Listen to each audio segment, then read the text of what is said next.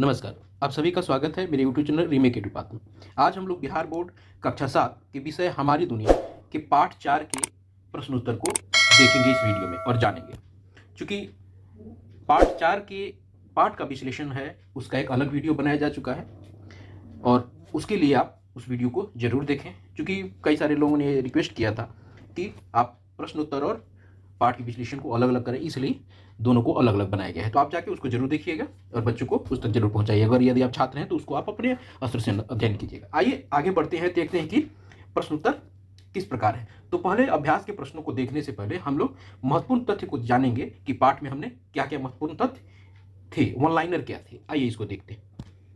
Hydrogen gas oxygen और carbon dioxide से हल्की होती है।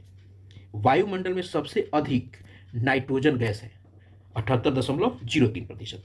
वायुमंडल में ऑक्सीजन 20.99% है।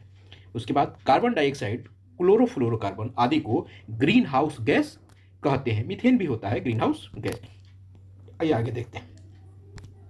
कार्बन डाइऑक्साइड की उपस्थिति में ही पेड़ पौधे प्रकाश संश्लेषण की क्रिया करते हैं। उसके बाद है पृथ्वी की सतह से 1000 किलोमीटर की ऊंचाई तक वायुमंडल का विस्तार है और वायुमंडल को 5 परतों में बांटा गया है।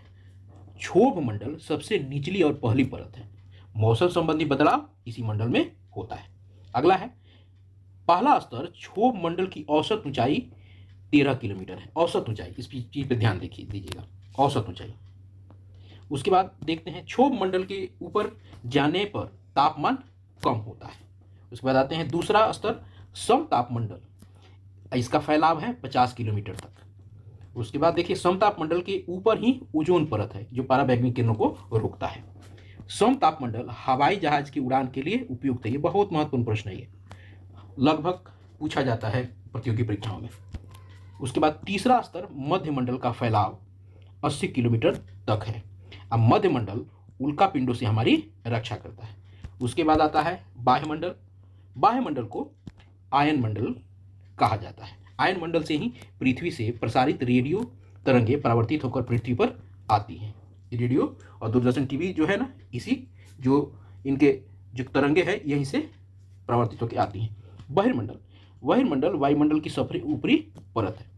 और उसके बाद एक और चीज़ है संघनन। क्या है? तो संघनन वह प्रक्रिया है जिसके फलस्वरूप और जिसमें जल वाष्प सूक्ष्म कणों के आसपास एकत्रित होता है और जिनसे बाद में वर्षण होती है, यानी वर्षा होता है, संघनन कहलाता है। आइए आगे देखते हैं, प्रश्नोत्तर को देखते हैं।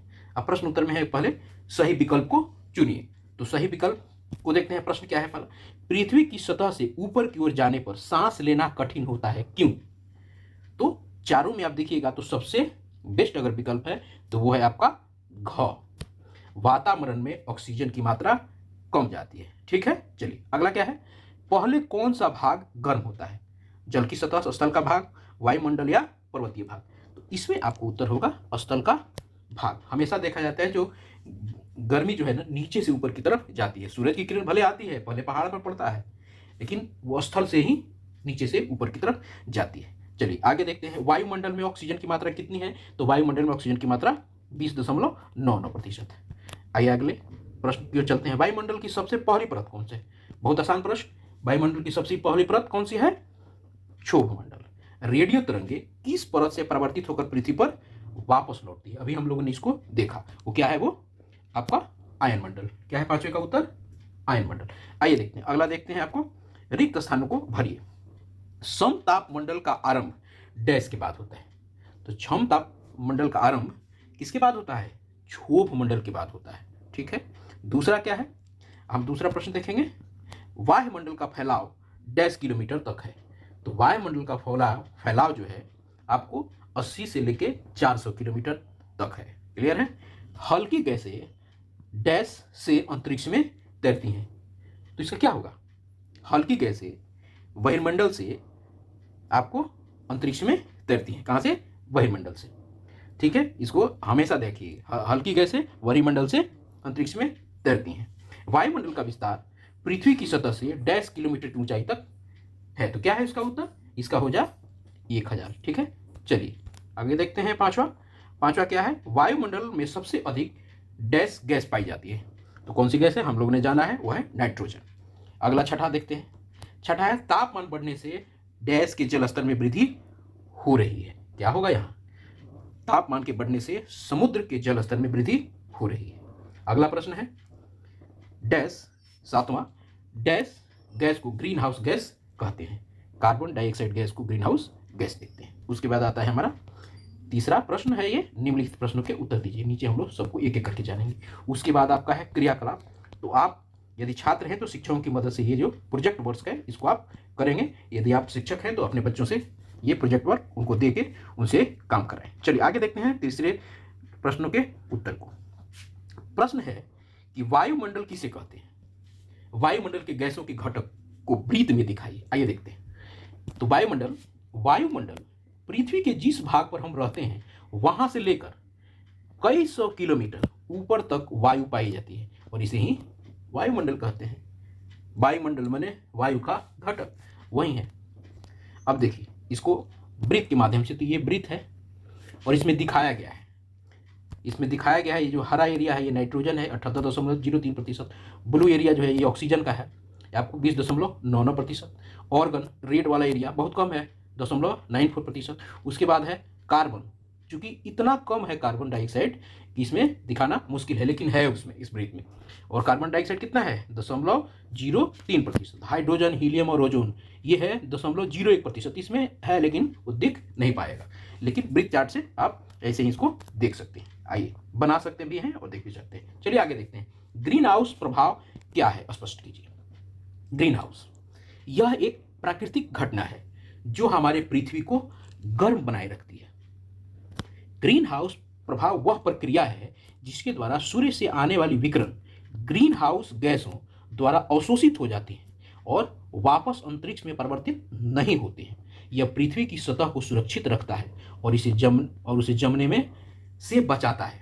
कार्बन डाइऑक्साइड, मीथेन, क्लोरोफ्लोरोकार्बन आदि को ग्रीन हाउस गैस भी कहते हैं, क्योंकि ये वायुमंडल में फैलकर पृथ्वी से विकिरित ऊष्मा को रोककर ग्रीन हाउस प्रभाव पैदा करती है। यही है ग्रीन हाउस प्रभाव। आगे देखते हैं तीसरा प्रश्न। कार्बन डाइऑक्साइड भी जीवन के लिए जरूरी है। क्यों? हम सभी जानते हैं कार्बन डाइऑक्साइड हम छोड़ते हैं और ऑक्सीजन लेते हैं, लेकिन कार्बन डाइऑक्साइड भी जरूरी है। क्यों? एक तो ग्रीन हाउस गैस है। आइए इसके उत्तर को देखते हैं।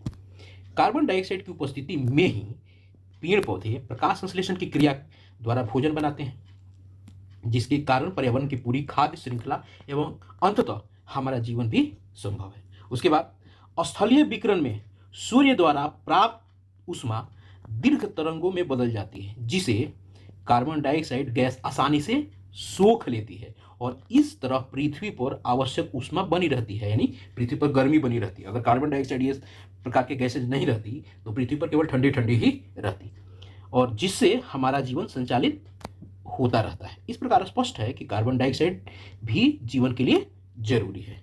आइए आगे देखते हैं। और बहुत ज़्यादा कार्बन डाइऑक्साइड हो जाएगा तो और नुकसानदेह है वो, लेकिन हर चीज़ की एक सीमा होती है ना। चलिए, लेकिन कार्बन डाइऑक्साइड भी हमारे लिए जरूरी है। अगला प्रश्न है, किसी एक मंडल के न होने से क्या कठिनाई होगी? आइए लिखिए उत्तर इसका क्या होगा। देखिए, ऊंचाई के साथ साथ वायुमंडल के तापमान एवं दाब में बदलाव होता रहता है, हम सब जानते हैं।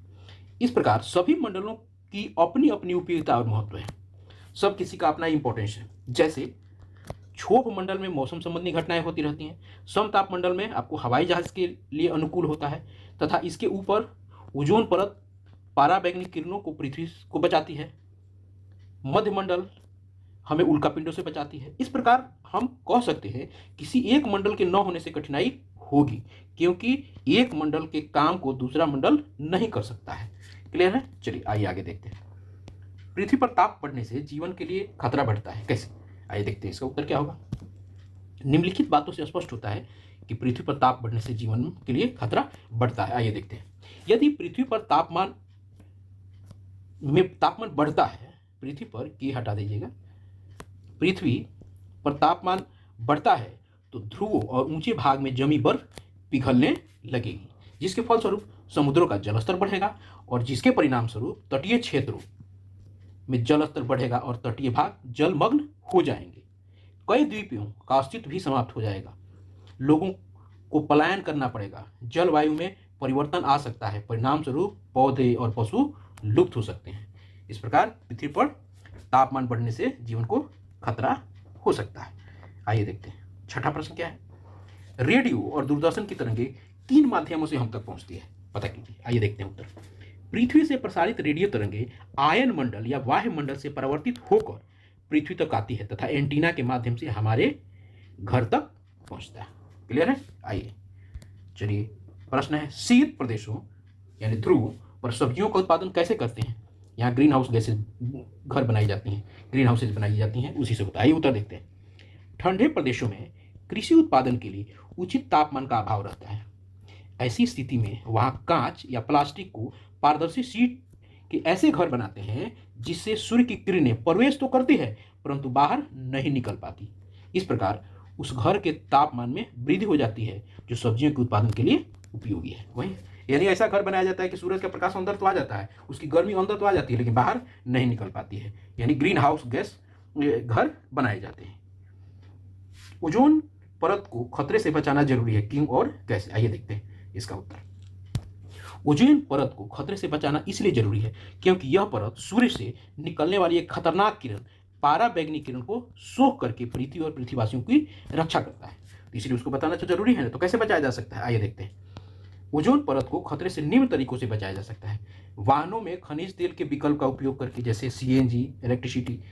होता क्या है ना कि पेट्रोल डीजल ये सब चलने से धुआं ज़्यादा निकलता है, जिससे वातावरण क्या होता है, प्रदूषित होता है। तो उसकी जगह अगर सीएनजी, इलेक्ट्रिसिटी गैसों का और बिजली का उपयोग करके वाहन चलाए जाएं तो बचाया जा सकता है ओजोन परत को।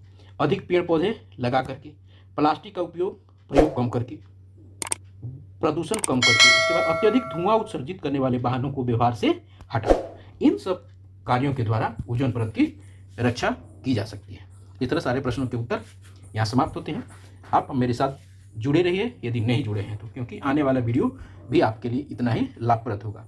अगर आप इस तरह के वीडियो के साथ हमारे साथ रहना चाहते हैं, देखना चाहते हैं, तो हमें सब्सक्राइब कीजिए, क्योंकि सब्सक्राइब करेंगे तो आप तक वो वीडियो पहुंचता रहेगा, और बेल आइकन को क्लिक कर दीजिए ताकि नोटिफिकेशन भी आपको मिलता रहे। बहुत बहुत धन्यवाद। ख्याल रखें अपना। धन्यवाद।